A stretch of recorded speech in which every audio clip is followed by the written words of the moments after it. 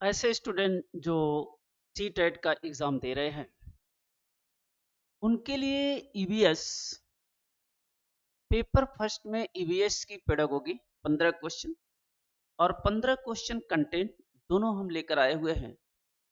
आइए हम सभी लोग देखते हैं कि जो सितंबर 2026 में आपका सी टेट का एग्ज़ाम है, इस एग्ज़ाम में पेपर फर्स्ट में ईवीएस के क्वेश्चन कैसे पूछे जाते हैं। पहला क्वेश्चन है, एनसीएफ 2005 के अनुसार ईवीएस का मेन पर्पज क्या है, उद्देश्य क्या है। पहला है रोट लर्न, रट करके सीखना। देखो, रट करके सीखेगा बच्चा, पर्यावरण के प्रति संवेदनशीलता विकसित करना हो सकता, मेमोराइज कर लेना, याद कर लेना किसी चीज को, ये भी गलत। अब केवल जो है परीक्षा की तैयारी करना, ये भी गलत। इसमें जो ऑप्शन आएगा वो कैसा आएगा, बी ऑप्शन आएगा। पेडागोगी का मतलब है बच्चा कैसे सीखता है, टीचर के सिखाने का तरीका क्या है, इसी को हम पेडागोगी कहते हैं। तो पहले का आपको आंसर मिलेगा बी। क्वेश्चन नंबर सेकंड,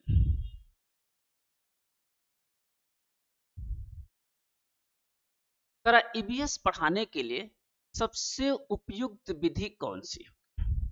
अगर एक टीचर ईबीएस पढ़ा रहा है तो उसके लिए सबसे अच्छी विधि कौन है। लेक्चर मेथड, व्याख्यान की विधि, लेक्चर देना, क्योंकि आप लेक्चराल नहीं है, आप 1 to 5 को पढ़ाएंगे और आप एक टीचर, अध्यापक, आप एक अध्यापक हैं, शिक्षक हैं, बच्चों को शिक्षा देंगे, समझाएंगे। तो आप व्याख्यान नहीं कर सकते, लेक्चरल। प्रोजेक्ट मेथड से ही हम ईवीएस को पढ़ाते हैं। डिक्टेशन, डिक्टेशन मतलब श्रुत लेख, श्रुत लेख का मतलब सुन करके लिखना। जैसे कोई भी टीचर बोलता है, बच्चा लिखता है, तो डिक्टेशन से क्या होता है ना, कि बच्चे के वर्तनी को सुधारी जाती है। डिक्टेशन से बच्चे के वर्तनी यानी मात्रा को सुधारी जा सकती है। मात्रा को सुधारने का ट्रांसलेशन में अनुवाद की विधि, इसका जो ऑप्शन आएगा बी आएगा। हम प्रोजेक्ट मेथड से बच्चे को पढ़ाते हैं। Question number third,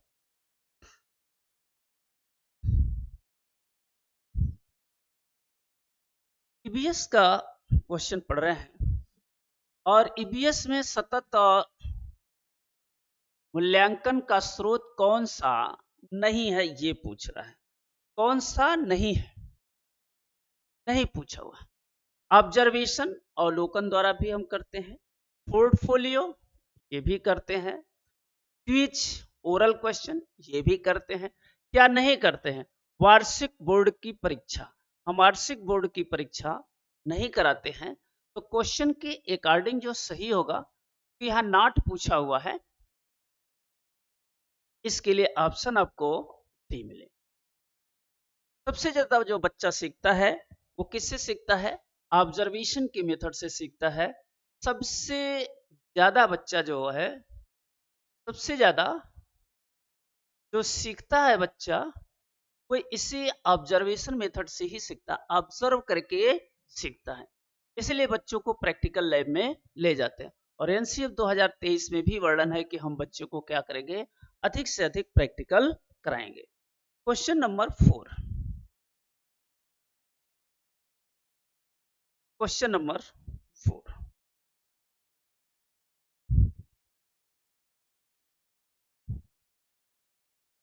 question number 4 में है, ईबीएस का मुख्य उद्देश्य क्या विकसित करना। जो हम बच्चों को ईबीएस पढ़ाते हैं उनका क्या एम है, क्या। वैज्ञानिक दृष्टिकोण हो सकता है, केवल स्मरण की बात गलत होगा, लेखन की गति, ग्रामर की बात गलत करें। एनसीएफ 2023 भी कहता है, एनसीएफ 2023 कि हम बच्चे को कैसे पढ़ाएंगे, साइंटिफिक मेथड से पढ़ाएंगे। बच्चे को जो भी हम सिखाएंगे साइंटिफिक मेथड से सिखाएंगे, वैज्ञानिक दृष्टिकोण विकसित करना। इनके वैज्ञानिक दृष्टिकोण को डेवलपमेंट करना, यही एनसीएफ 2023 भी कहता है। Question number 5। क्वेश्चन नंबर 5,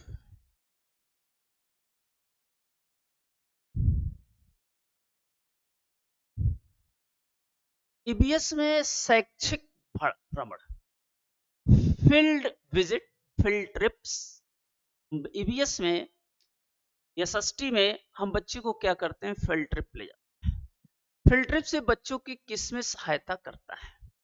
उत्तर को याद करना गलत हो जाएगा, वास्तविक अनुभव को सीखना सही हो जाएगा, गृह कार्य को पूरा करना नहीं, इम्प्रूव्ड हैंड राइटिंग, सुलेख का मतलब हैंड राइटिंग, तो हैंड राइटिंग के लिए हम फील्ड ट्रिप्स नहीं कराते हैं, ये भी गलत होगा। इसका कौन सा ऑप्शन आएगा? बी ऑप्शन आएगा। हम बच्चे को जो फील्ड ट्रिप कराते हैं वो उनके अनुभव से सीखते हैं। क्वेश्चन नंबर 6,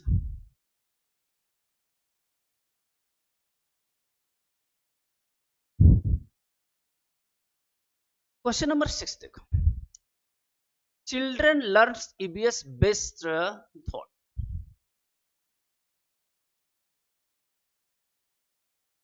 बच्चे जो है ईबीएस को सबसे अच्छे तरीके से जो करते हैं किससे है? डर के भय से, कि टीचर डराएगा, माँ बाप डराएंगे, गलत होगा। अन्वेषण, एक्सप्लोरेशन, ह्यूरिस्टिक मेथड, अन्वेषण मेथड, इस मेथड से हम ईबीएस को सिखाते हैं। पनिशमेंट देकर, कॉपिंग, नकल करके भी बच्चे को नहीं सिखाते हैं। तो हम जो सिखाते हैं कैसे सिखाते हैं? एक्सप्लोरेशन मेथड से सिखाते हैं, उसे अन्वेषण करके, खोज करके, नई नई चीजें को खोजने के लिए प्रोत्साहित करते हैं, उसके सिखाते हैं। Question number 7, portfolio is mainly used for. जो पोर्टफोलियो है मुख्य रूप से उपयोग किया जाता है रैंकिंग ऑफ स्टूडेंट नहीं, कंटिन्यूअस असेसमेंट, यह असेसमेंट का एक पार्ट है। पोर्टफोलियो जो है असेसमेंट का एक पार्ट है। असेसमेंट में हम क्या करते हैं, बच्चे को एफए और एसए दोनों देते हैं। एसए वर्ष के अंत में होता है और ये एफए जो होता है वो कंटिन्यूअस होता रहता है, लगातार होता रहता है, क्योंकि सीखने सिखाने की प्रक्रिया लगातार चलती रहती है। इसलिए बच्चे को हम लगातार इवेल्युएशन भी करते रहते हैं, असेसमेंट भी करते रहते हैं, मूल्यांकन भी करते रहते हैं। तो हम कंटिन्यूअस असेसमेंट इसलिए करते हैं, ये कहाँ होता है? पोर्टफोलियो के जरिए होता है, पनिशमेंट देकर नहीं। होमवर्क चेक वनली केवल काम को जो दिए हुए उसको चेक करने से नहीं, केवल जो है कंटिन्यूअस असेसमेंट के भरा होता है।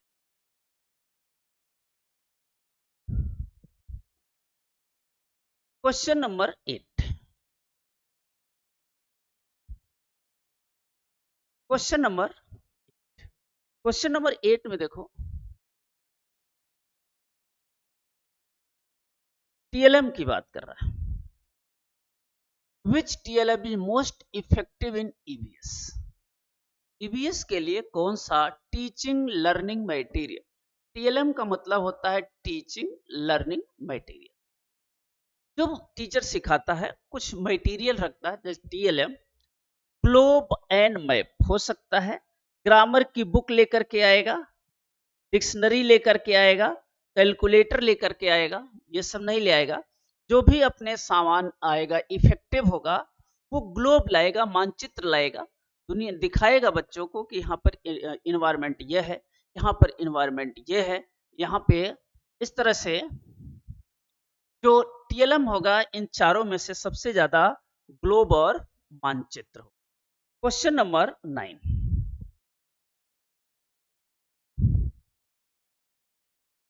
ईवीएस है। EVS question should mainly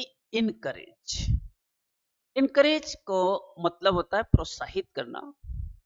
memorisation को प्रोत्साहित करेंगे नहीं, इंक्वायरी एंड थिंकिंग, जिज्ञासा और चिंतन, बच्चे का हम चिंतन कराएंगे, जिज्ञासा कराएंगे। किसी की कॉपी करा देंगे, किसी की गेसिंग करा देंगे, जिज्ञासा और चिंतन के द्वारा हम बच्चों को क्या करेंगे, इनकरेज करेंगे, प्रोत्साहित करेंगे। क्वेश्चन नंबर 9 हो गए। क्वेश्चन नंबर 10 देखो।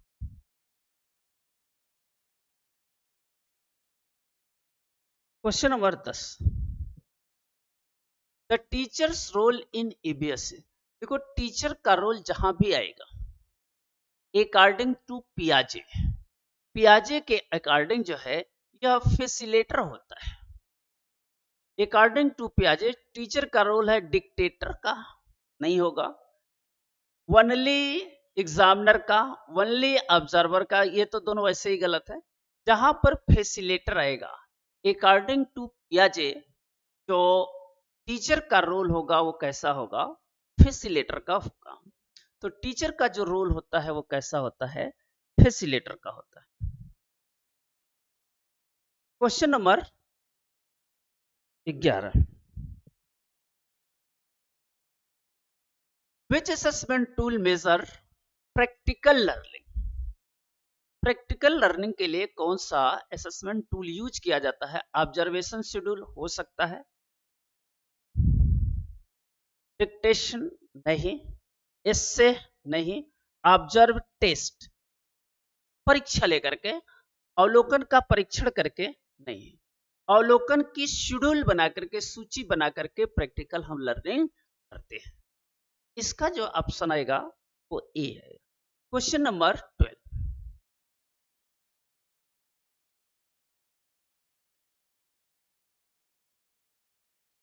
Question number 12, EBS mainly integrated.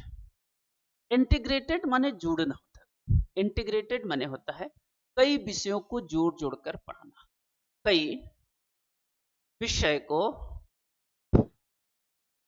जोड़ जोड़कर पढ़ाना, कई विषय को जोड़ जोड़कर पढ़ाना, सिखाना, ये जो है इंटीग्रेटेड कर। टीचर के पास ऐसा स्किल है कि वो कई सब्जेक्ट को कनेक्ट कर सकता है। क्यों कनेक्ट करेगा? क्योंकि बच्चे को समझ में, इसलिए कनेक्ट करेगा। तो साइंस से सोशल साइंस हो सकता है, मैथ और इंग्लिश, हिंदी और संस्कृत। देखो ये लैंग्वेज और ये लैंग्वेज ये कनेक्टेड नहीं होंगे, साइंस और सोशल साइंस से क्या होगा, कनेक्ट हो जाएगा। तो इसका आएगा इंटीग्रेट करके। अगर साइंस पढ़ाना है तो बहुत सारे सोशल साइंस का एग्जाम्पल देगा, सोशल साइंस पढ़ाना है तो बहुत सारे साइंस का एग्जाम्पल देगा। तो कई विषयों को जोड़ करके पढ़ाएगा। मैथ में कर नहीं सकता, मैथ का फार्मूला है, मैथ का जो फार्मूला है ए प्लस बी का होल स्क्वायर, सभी जानते हैं। तो उसको जोड़ने की न इंग्लिश से जोड़ पाएगा, न हिंदी से जोड़ पाएगा, न संस्कृत से जोड़ पाएगा। तो यह है आर्ट एंड म्यूजिक, इससे भी नहीं जोड़ पाएगा। क्वेश्चन नंबर 13,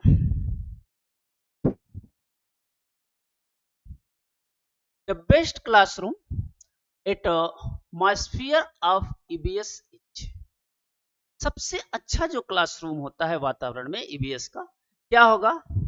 फियरफुल, डर, भय, चाइल्ड फ्रेंडली हो सकता है, साइलेंट वनली गलत होगा, टीचर सेंट्रेड गलत होगा।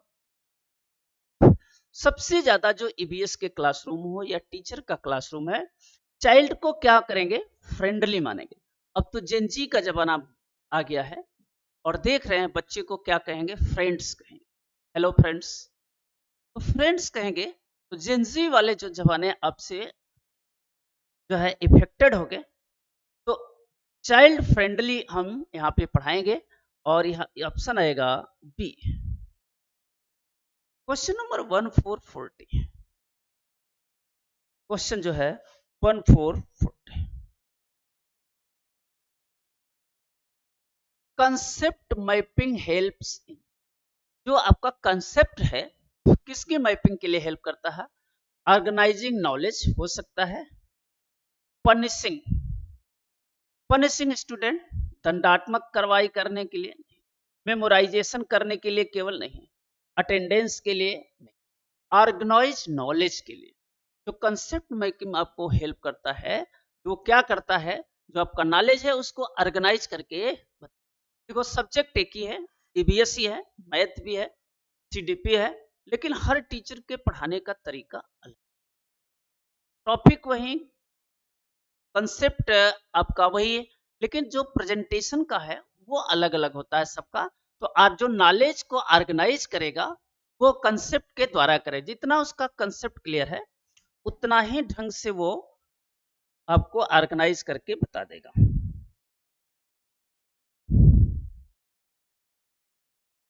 क्वेश्चन नंबर यहां भी दिखाई पड़ रहा है, which principle is most important in EBS, कौन सा सिद्धांत जो है ईबीएस के लिए बहुत महत्वपूर्ण है।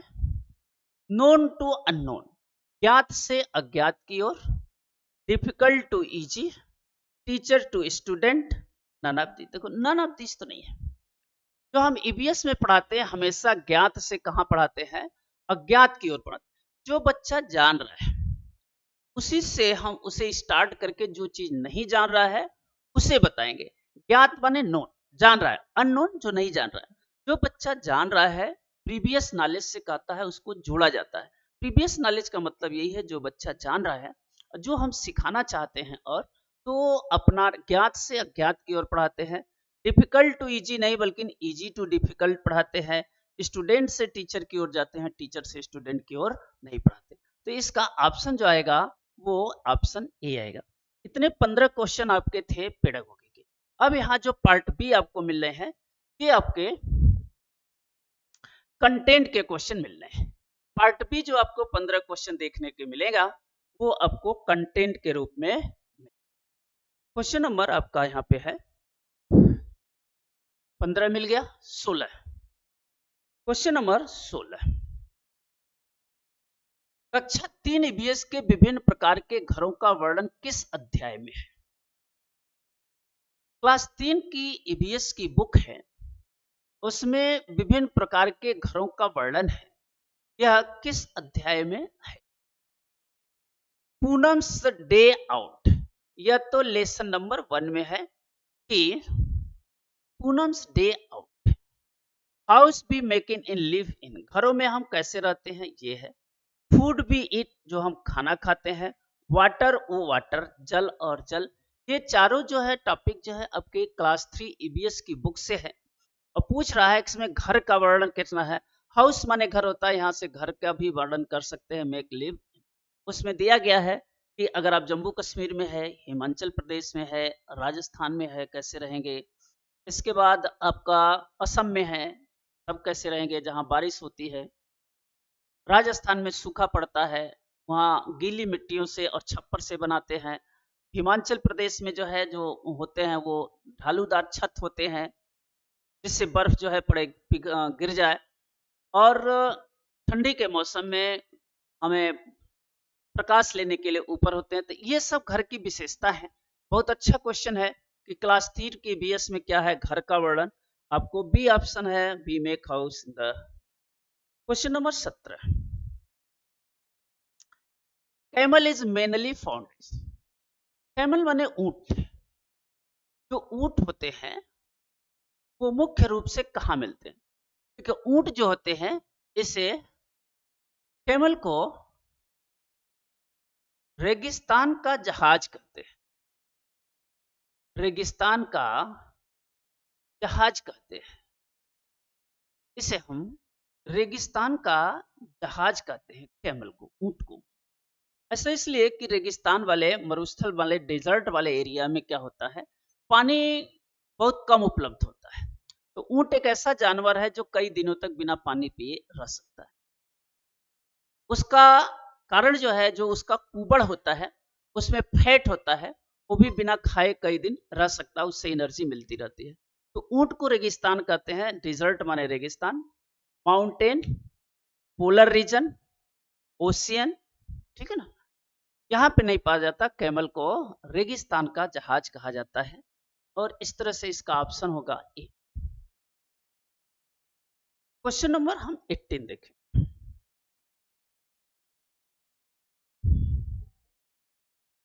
Plants prepare their food mainly with the help of, जो पौधे होते हैं अपना भोजन मुख्य रूप से किससे तैयार करते हैं। जैसे मानव है, मानव अपना भोजन कैसे तैयार करता है? सिलेंडर पर तैयार करता है। अगर सिलेंडर नहीं है, आपके घर में खत्म हो गया और सारी चीजें आपके पास है, सब कुछ है, लेकिन सिलेंडर खत्म हो गया, तो भोजन तो नहीं पक पाएगा। तो इसलिए एयर से कोई विशेष मतलब नहीं होता है, सनलाइट होना चाहिए। ये इनका गैस सिलेंडर है। जैसे हम लोगों का सिलेंडर होता है, इसलिए ये पौधों का सिलेंडर बोला जाता है। यह पौधों का सिलेंडर है। इसी से, लाइट से ही वो खाना बनाते हैं। सैंड बालू से, रॉक चट्टान से। यहाँ पे सनलाइट से ही बच्चे क्या होते हैं, पौधे अपना भोजन बनाते हैं, क्योंकि उनकी पत्तियां जो होती हैं इस तरह से, ये पत्तियां होती हैं, ग्रीन पिगमेंट होता है, यहीं पर ग्रीन पिगमेंट होता है, हरा रंग होता है। इसी हरे रंग में क्या होता है, जब सूरज की किरणें इन पे गिरती है तो क्या होता है, इन पत्तियों में खाना बनता है। और इसी ग्रीन पिगमेंट को, पत्तियों के हरा रंग को, उनका किचन कहते हैं। यह पौधों का किचन है। किचन यही है, तो सिलेंडर भी वहीं पे रहेगा, और सिलेंडर वही है तो सूर्य का प्रकाश भी आपको मिलेगा और खाना बनाएंगे। तो इस तरह से इसका ऑप्शन आएगा आपको B. Question number 19। Question number 199। The main source of drinking water. पीने के पानी का मेन सोर्स क्या है? प्लास्टिक्स नहीं, रेन वर्षा हो सकता है। अभी दो ऑप्शन और देखेंगे, हो सकता है ये। सॉयल नहीं, स्टोन पत्थर नहीं। तो सबसे ज्यादा जो है आपका क्या होगा, यहाँ पे रेन होगा, वर्षा होगा। ऐसा क्यों? क्योंकि वाटर साइकिल होता है, वाटर साइकिल, इसे हम कहते हैं जल चक्र। यहाँ पे समुद्र है, पानी है, पानी जो इवापोरेट होकर के ऊपर की ओर जाता है, और यहाँ पे कंडेंसेशन होकर के बादल बनता है। यहाँ पे क्या होगा, संघनन, कंडेंसेशन, और इसे कहते हैं इवापोरेशन, वाष्प। और इसके लिए कौन उत्तरदायित्व है? सन। सन की किरणें जब इस पे पड़ती हैं तो इवापोरेट होती है, और इवापोरेट होने के बाद यहाँ पे कंडेंसेशन होता है, बादल बनता है। बादल जो होता है, इसमें पानी की बूंदें होती हैं, बादल में पानी की बूंदें होती हैं, और फिर ये जब बड़े हो जाते हैं तो ये क्या करते हैं, ये जमीन पर गिरने लगते हैं, और जमीन पर गिर करके वहां पे बारिश करते हैं। तो बारिश करने से क्या होगा, हम बारिश का पानी पीते नहीं है। बारिश के पानी क्या होगा कि जब बारिश का पानी इसमें पड़ेगा तो ये धीरे धीरे धीरे धीरे रिस कर जमीन के अंदर जाएगा, जिससे कि वाटर लेवल क्या होगा, वो ऊपर हो जाएगा। अगर वाटर लेवल ऊपर हो जाता है तो हमें पीने के लिए स्वच्छ पानी मिलता है। तो वाटर साइकिल में इस तरह से होता है, इसलिए हमें पीने का जो पानी है मेनली क्या है, रेन है, वर्षा है। क्वेश्चन नंबर अगला, question number 2020। Which animal gives us wool? हमें कौन सा जानवर जो है ऊन देते हैं, जिससे स्वेटर का फॉर्मेशन होता है। गोट माने बकरी, सिप माने भेड़, काऊ माने गाय, बफेलो माने भैंस। देखो, गाय और बफेलो, भैंस से ऊन से तो नहीं बनते। हमें जो ऊन के लिए मिलते हैं, भेड़ को पालते हैं, भेड़ जो है मांस के लिए भी पालते हैं, और इससे हमें ऊन भी मिलता है, जिससे हम डिफरेंट टाइप के काम करते हैं। गोट जो है बकरी, बकरी का जो है, एक बकरी की जम्मू कश्मीर में पाई जाने वाली एक जो है लेह लद्दाख, कश्मीर का लेह लद्दाख है। इस लेह लद्दाख में एक पश्मीना नामक बकरी पाई जाती है। पश्मीना नामक बकरी पाई जाती है जिसके ऊन से क्या होता है, पश्मीना शॉल बनता है। पश्मीना शॉल का निर्माण होता है जो सबसे अच्छी क्वालिटी का शॉल है। तो भेड़ से तो मांस और ऊन के लिए होता है। गोट है, बकरी है, ये लेह लद्दाख में पाई जाने वाली एक विशेष टाइप की बकरी है जिसके बाल से, ऊन से एक शाल बनाया जाता है जिसे पश्मीना शाल करते हैं। ये बहुत लाइटर होता है, हल्का होता है, लेकिन बहुत गर्म प्रदान करता है, कॉस्टली भी होता है। क्वेश्चन नंबर अभी हम देखेंगे 21।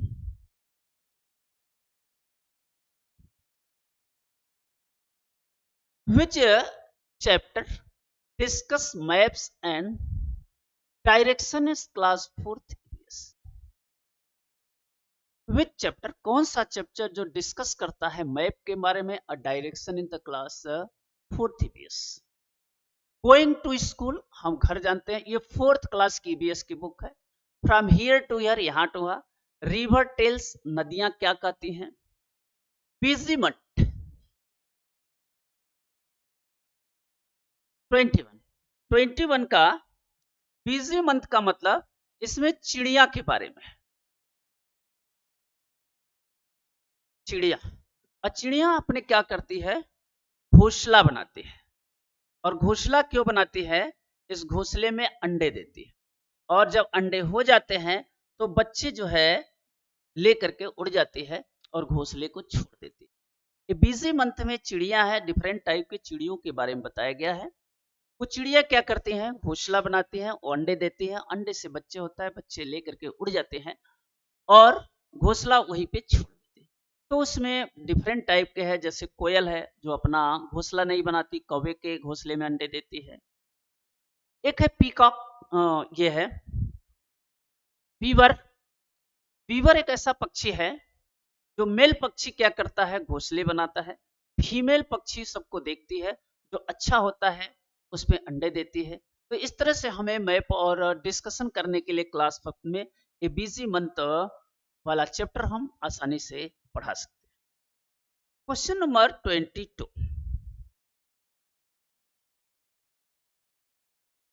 Question number 22, Honey. हनी माने होता है शहद। हनी माने शहद। कह रहा है हनी कलेक्टेड बाई, हनी शहद किससे आता है, मधुमक्खियों से आता है, बटरफ्लाई से, अंड से, फाइल। हम जो शहद प्राप्त करते हैं किससे, मधुमक्खियों से प्राप्त करते हैं। मधुमक्खियों के छत्ते होते हैं, मधुमक्खियों के छत्ते होते हैं। इस छत्ते में एक रानी मधुमक्खी होती है, एक रानी मधुमक्खी होती है।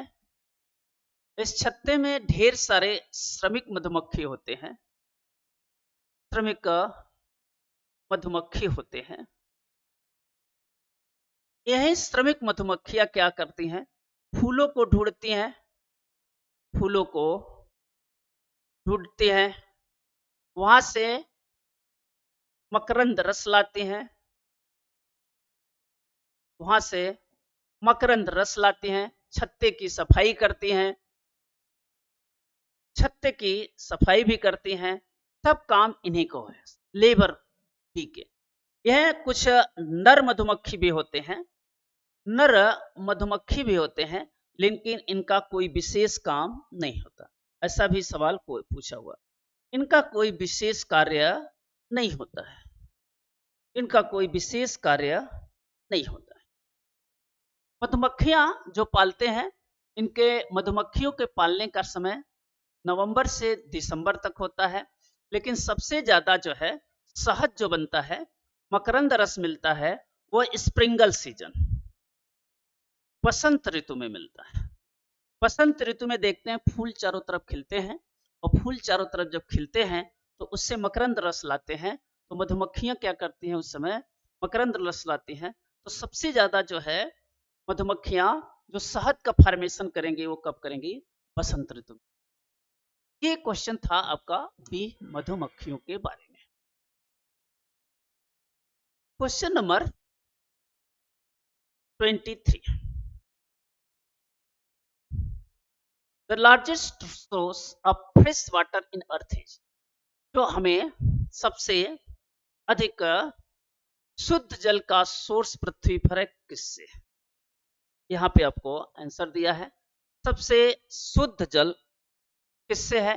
हिमनद, ग्लेशियर से, रिवर, लेक, पॉन्ड। रिवर माने नदी, लेक माने झील, पॉन्ड माने तालाब। इससे देखो हिमनद क्या होते हैं, ग्लेशियर क्या होते हैं?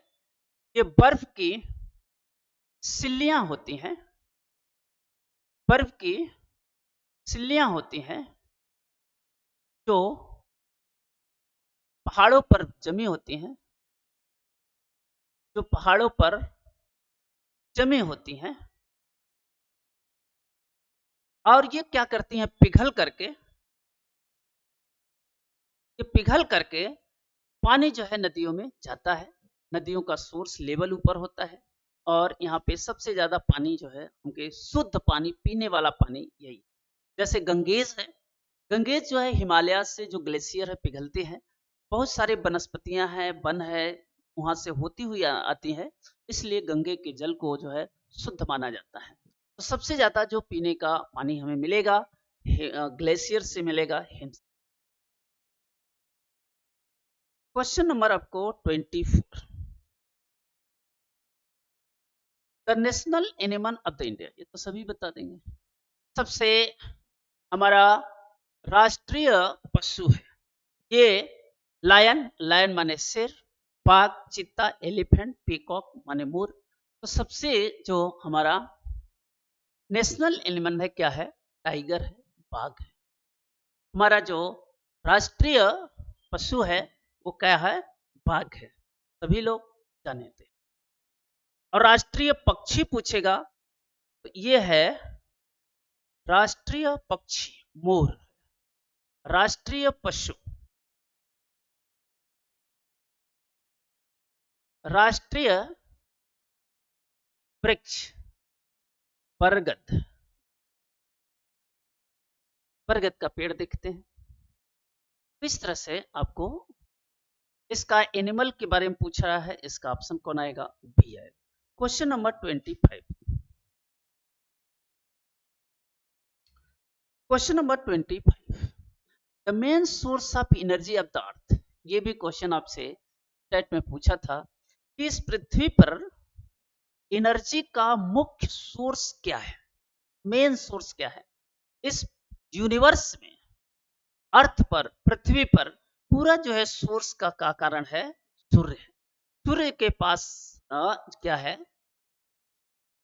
एनर्जी है। और सूर्य के पास ये मून, चंद्रमा इसी के प्रकाश से प्रकाशित होता है, स्टार के पास, विंड के पास नहीं। जो सूर्य है इसके पास क्या होती है? एनर्जी होती है। और ये एनर्जी सूर्य में सबसे ज्यादा हाइड्रोजन, लगभग 70% के आसपास, इसके बाद हीलियम है। और ये हाइड्रोजन जो है प्रोटियम, इसका ड्यूटेरियम जोड़ करके 2He4 होता है और प्लस एनर्जी निकलती है। यही एनर्जी हमें लाइट के रूप में देती है, प्रकाश के रूप में। तो हम जो है इस यूनिवर्स में लाइट का जो सोर्स होगा क्या होगा? सन होगा, सूर्य होगा। सूर्य ही हमें प्रकाश के सोर्स के रूप में, यह न्यूक्लियर फिजन होगा कि न्यूक्लियर फ्यूजन होगा, यह नाभिकीय संलयन की क्रिया होता है।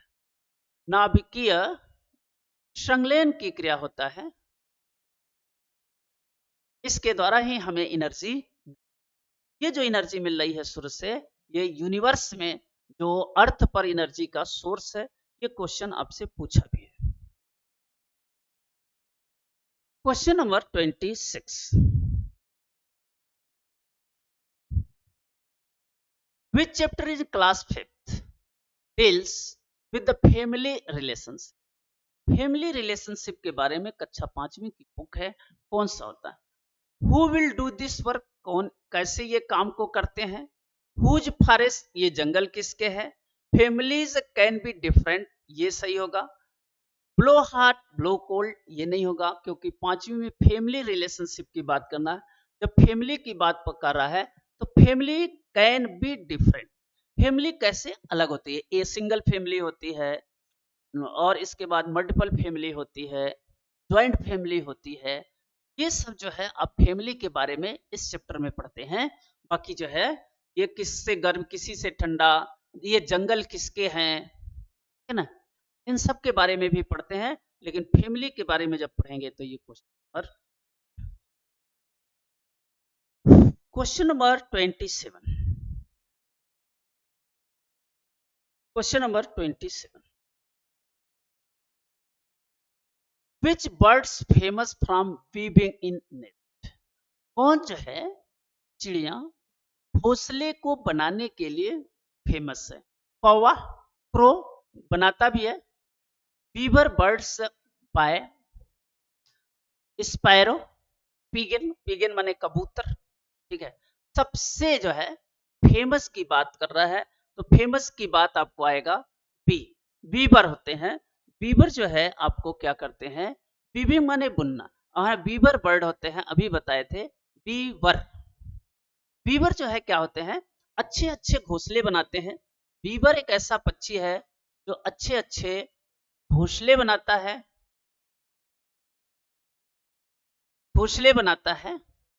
और फीमेल, जो फीमेल होती है वो सभी घोंसले को देखती है, सभी घोंसले को देखते हैं। जो अच्छा होता है, जो सुंदर होता है, उसमें अंडे देती है, उसमें अंडे देती है। तो बीवर जो है क्या होता है, बीवर, वर, वर्म, नर, नर वाले जो है बनाएंगे अच्छे अच्छे घोंसले, लेकिन जो है आपको ये स्पायरो गौरैया नहीं। क्वेश्चन नंबर 27 का आपको आएगा बी, ठीक है। क्वेश्चन नंबर अगला 28,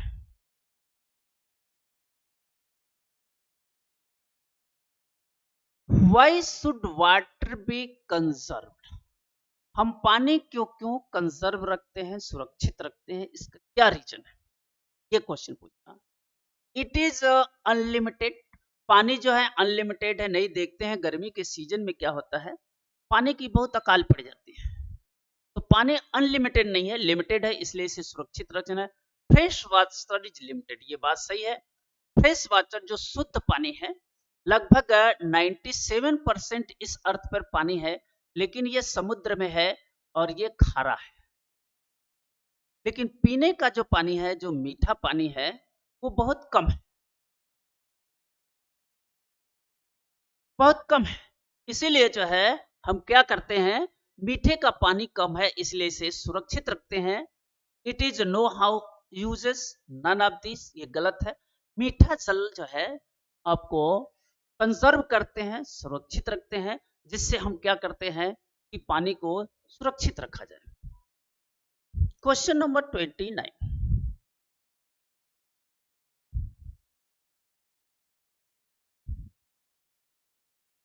क्वेश्चन नंबर कर रहा है 29, which festival is associated with the harvesting. यानी फसल के कटते के समय कौन सी फसल जो है, कौन सा फेस्टिवल मनाते हैं, त्योहार मनाते हैं। होली, ये उत्तर भारत के है। पोंगल, बिहू, ठीक है। पोंगल जो है तमिलनाडु में मनाते हैं, बिहू असम में मनाते हैं, लोहड़ी ये पंजाब में मनाते हैं। तो जो हम ये सब फेस्टिवल है जो हम मनाते हैं उस समय जब फसल जो है तैयार हो जाती है, फसल तैयार होने के समय हम ये सब त्योहार मनाते हैं। होली जो है खुशियों का त्योहार है। हालांकि उत्तर भारत में उत्तर भारत में इसी होली के समय देखते हैं कि आप नए अनाज उत्पन्न होते हैं। जब आप होली जलाने जाते हैं तो उस दिन देखते हैं कि आप गेहूं के बालियां जो है अर्पित करते हैं। क्यों करते हैं? क्योंकि कि गेहूं की जो फसल हो गई है उसमें हम क्या करते हैं, सबसे पहली बार अग्नि माता को अर्पित करते हैं कि आपकी कृपा से इस बार फसल अच्छी हुआ है।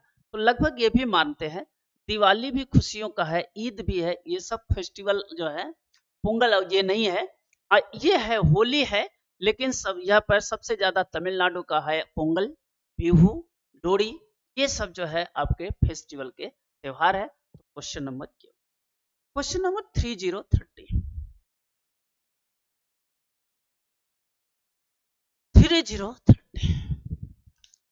the best way of protect the environment। हम वातावरण को कैसे सुरक्षित रख सकते हैं? अगर हमें प्रोटेक्ट करना है, सुरक्षित करना है एनवायरनमेंट को, तो कैसे हम प्रोटेक्ट करते हैं? पहला है प्लांट मोर ट्रीज, अधिक पेड़ लगाएं, सही हो सकता है। हम एनवायरनमेंट को अगर सुरक्षित रखना है तो हम क्या करें, अधिक से अधिक पेड़ को लगाएंगे।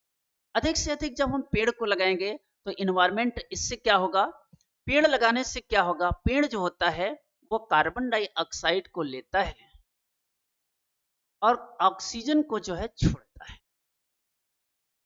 और मानव जो करता है वो ऑक्सीजन को लेता है और कार्बन डाइऑक्साइड को छोड़ता है। कार्बन डाइऑक्साइड जो होती है एक गर्म गैस है, जिसमें गर्म गैस है 0.003% इसकी मात्रा पाई जाती है, बहुत कम मात्रा में है, फिर भी यह हीटिंग गैस है, बहुत गर्म गैसेस है। ये जो है क्या करता है, ये कार्बन डाइऑक्साइड जो होती है वो गर्म है, और इसमें होती क्या है कि यहाँ पे अर्थ है, पृथ्वी है, यहाँ पे सन है, सूर्य से आने वाली किरणें को तो आने देता, और कार्बन डाइऑक्साइड जो है यहाँ पे CO2 कार्बन डाइऑक्साइड है। कार्बन डाइऑक्साइड सबसे भारी गैस है और सबसे भारी गैस है, और इस भारी गैस के कारण ये क्या होता है, CO2 जो है सबसे भारी गैस है, सबसे भारी गैस है, और सबसे भारी गैस होने के कारण ये सबसे नीचे रहती है, यह सबसे नीचे रहती है, और नीचे रहने का मतलब ये सूर्य से आने वाली किरणों को तो एब्जॉर्ब कर लेती है, ये शॉर्ट वेव होती है, लेकिन जब सूर्य की किरणें यहां से जाने लगती हैं तो उसे जाने नहीं देती। इसके कारण जहां पर ग्लेशियर है वो ग्लेशियर जो है पिघल रहे हैं, ग्लोबल वार्मिंग हो रहा है। क्वेश्चन पूछता है ग्लोबल वार्मिंग में कौन सी गैस है, इसी ग्लोबल वार्मिंग में कौन सी गैस है, कार्बन डाइऑक्साइड गैस है। तो इस तरह से पेड़ लगाते हैं कि ये कार्बन डाइऑक्साइड की मात्रा क्या हो, कम हो जाए, पौधे उस कार्बन डाइऑक्साइड को एब्सॉर्ब करें और हमारे लिए ऑक्सीजन को छोड़े। इसलिए पेड़ और मानव एक दूसरे के सहयोगी हैं, सहयोग के साथ देते हैं। तो इस तरह से इसका जो ऑप्शन सही होगा वो ऑप्शन सही होगा ए। इसका जो ऑप्शन सही होगा ए है। यहां पर देखो वाटर दिया है, बर्न प्लास्टिक है, कट फॉरेस्ट है, जंगल को काटना, प्लास्टिक को जलाना, वाटर है, जल है, ये सब गलत है। तो बेस्ट ऑफ द प्रोटेक्शन के प्रोटेक्ट करने के लिए इन्वायरमेंट को क्या करते हैं, अधिक से अधिक पेड़ लगाए। जैसे भारत सरकार ने भी इस मुहिम को चलाया है। भारत सरकार ने इस साल क्या है, माँ के नाम एक पेड़। इसी पे भारत सरकार ने कहा माँ के नाम एक पेड़। जो हम जंगल पेड़ काट रहे हैं, जंगल काट रहे हैं, उसके लिए कम से कम माँ के नाम से ही एक पेड़ लगाए, और वो पेड़ जो है लोगों के लिए सुखदायी होगा। तो इस तरह से हम लोगों ने 30 क्वेश्चन ईवीएस का देखा, और 30 क्वेश्चन में 15 क्वेश्चन पेडागोगी और 15 क्वेश्चन आपके कंटेंट के देखा। तो 300 क्वेश्चन जो है हम लोगों ने आज देखा, और इस तरह के क्वेश्चन के लिए आप हमारे साथ जुड़े रहिए। तब तक सभी लोगों को धन्यवाद।